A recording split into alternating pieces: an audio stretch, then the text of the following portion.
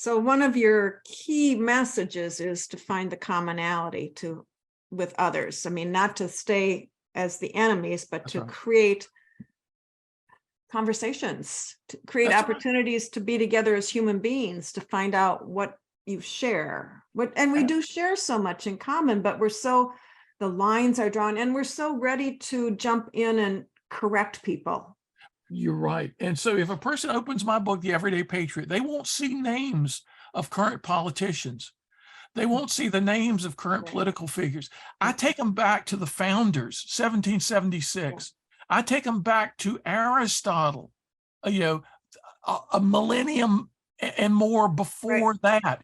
I take them out of the battle, back to the guy's father and the guy's grandfather and the guy's great-grandfather. Right. Politically, I'm taking them back to the grandfathers and grandmothers like Abigail Adams, wife of John Adams, who played such an important part in this whole nation getting launched that people don't even know about.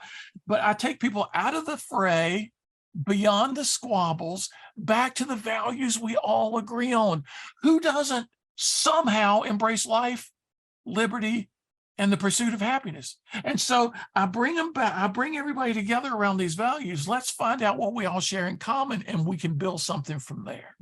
Tom, you mentioned that the two people in the food line working with different politics. I recently heard the guy who's in charge of Habitat for Humanity, the CEO, and he was talking about taking a lot of Vietnam War vets to Vietnam to build houses with the people they had fought against decades earlier. And he said it was the most healing experience of all for both sides.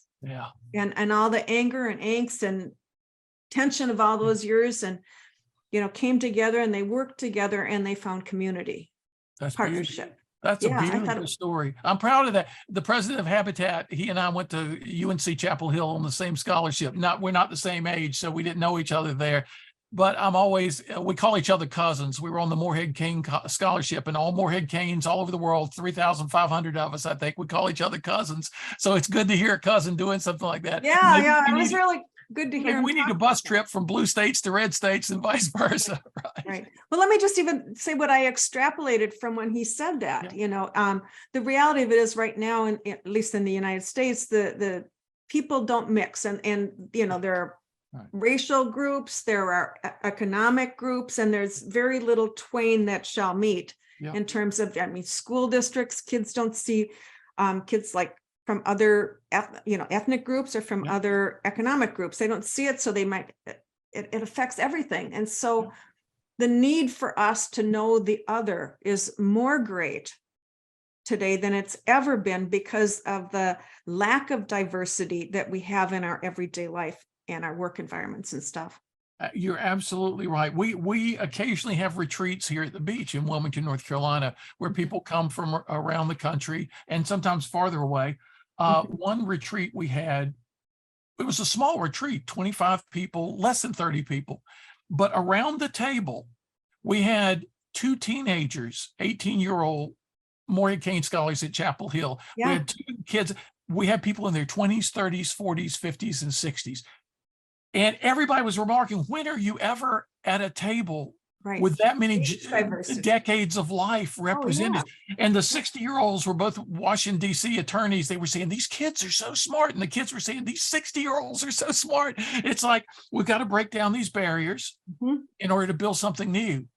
And at a time when we've been talking about walls a lot, we need to be talking about bridges, because there's a social analog of our infrastructure needs in America.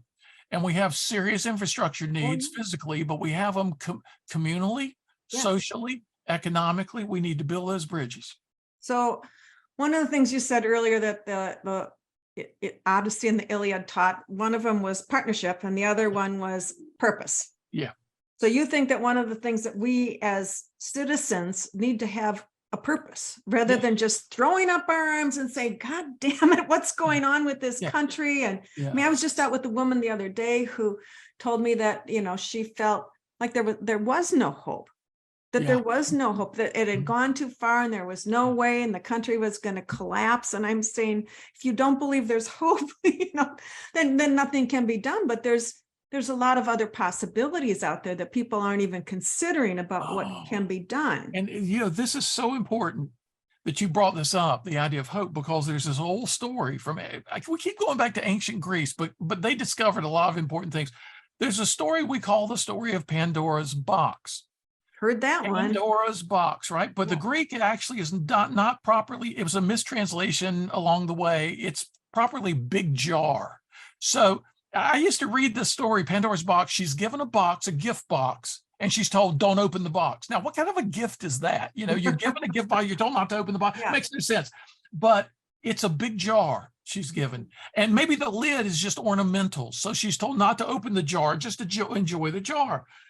But she has the quality of curiosity. And so she opens the jar. And the story goes that every possible evil Right. comes flying out of the jar and they disperse around the world, right? And so what does Pandora do? She has not only endless curiosity, which is a very important human quality. She has the second quality of courage. So she goes back to look into the jar a second time.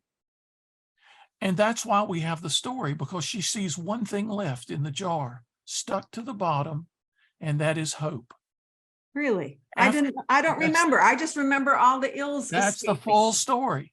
The last thing in the jar was hope. She had to go through all the other stuff first to get to the most precious thing of all, the thing that would help her handle everything else. Wow.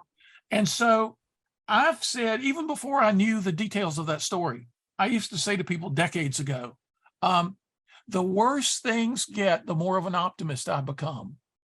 And people would always say, what sense does that make? And I would say, people can tolerate unbelievably bad circumstances once they get used to it.